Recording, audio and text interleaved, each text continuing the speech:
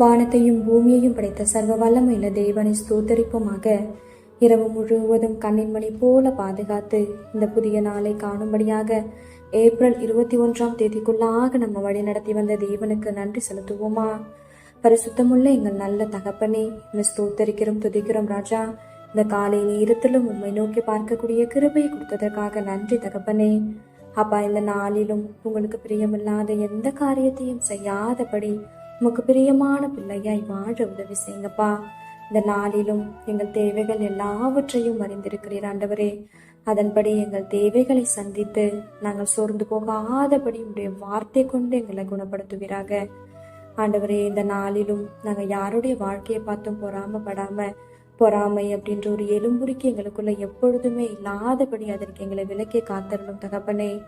அப்பா, மற்றவங்க வாழ்க்கையை ஒப்பிட்டு பார்க்காதபடி நீங்க கொடுத்த வாழ்க்கையில சந்தோஷமாகவும் சமாதானமாகவும் வாழ எங்களுக்கு கற்றுத்தாங்கப்பா. உண்மை போல எல்லாரையும் நேசிக்க கற்றுத்தாரும். இந்த காலை நேரத்தில் சுபிக்கிற ஒவ்வொருவரையும் ஆசிர்வதிங்கப்பா.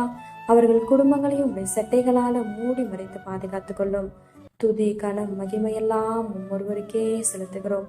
இயேசு கிறிஸ்துவின் இனிய நாமத்தில் சுபிக்கிறோம் எங்கள் ஜீவனுள்ள நல்ல பிதாவே, ஆமென்.